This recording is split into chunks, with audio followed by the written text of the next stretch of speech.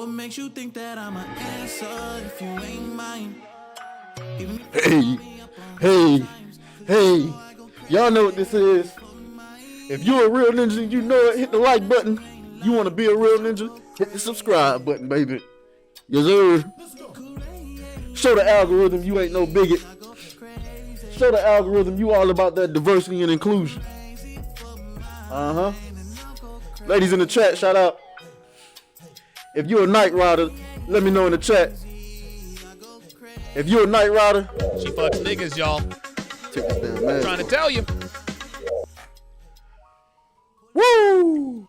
Ladies and gentlemen, welcome to another Ninjas and Nerds news segment of the show. I am your host, Atreas.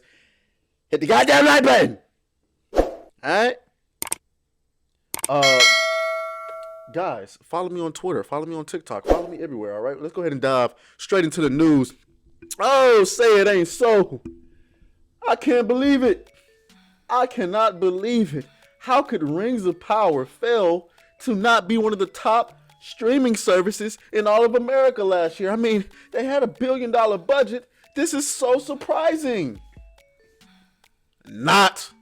All right. Shout out to our friends over at Bounding Into Comics. Lord of the Rings of Power might have had a strong start for Prime Video, but recently released yearly numbers from Nielsen show the series failed to break into the top 15 streaming programs of 2022, and it wasn't even the most watched Prime Video series. All right. If you recall, Amazon and Prime Video touted the show's premiere attracted more than 25 million global viewers on its first day, breaking all previous records, marking the biggest premiere in the history of Prime Video. Amazon Studios head Jennifer Lasaki said, "It is somehow fitting that Tolkien stories, among the most popular of all time, and what many consider to be the true origin of the fantasy genre, have led us to this proud moment. I am so grateful to the Tolkien estate and to our showrunners J.D. Payne and Patrick McKay, executive producer Lindsay Weber, cast and crew for their tireless collaborative efforts and boundless creative energy.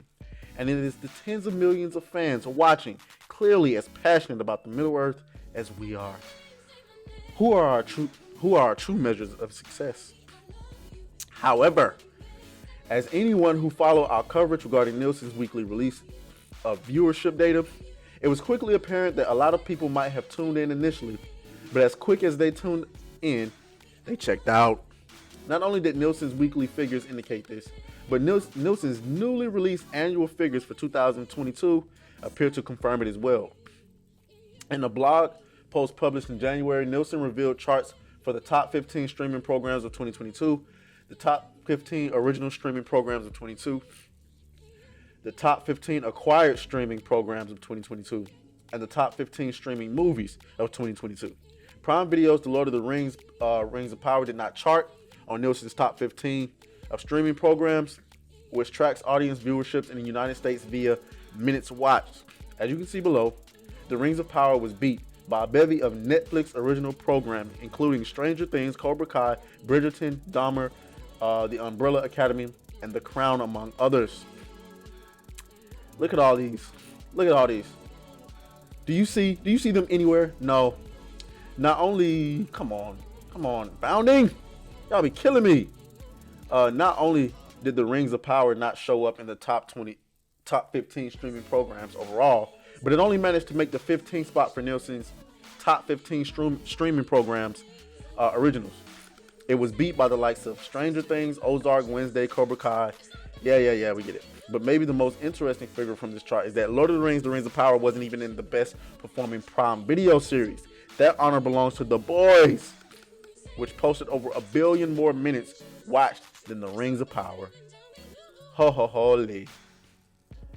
A report from Business Insider last year indicated that if the show wasn't the highest performing show from Amazon, it would be a failure. An anonymous insider told the outlet, if it's not the highest performing thing Amazon has ever done, it's a failure. But the outside world may not ever know. That's also what he said. Ladies and gentlemen, nobody's surprised by this. Okay? The show was garbage. The marketing around it was garbage. When you spend your entire marketing campaign talking about diversity and inclusion and women and coloreds. And man, get out of here with that. What's the story like? And it turns out the story was garbage, trash. Nobody watched it. Let me bring that back. Nobody liked it and nobody watched it. You know what I tried to do. But and now it seems to only get worse as they recently announced that the next series is going to be directed and run by nothing but women. Because that has a great track record, right? I don't know. We'll see. Y'all let me know what y'all think down in the comments. I'll talk to y'all a little bit later. Let's go. Hey, hey. Beat that thing down like you started attention, my baby. You had some plans with your man, just tell him to cancel, my baby.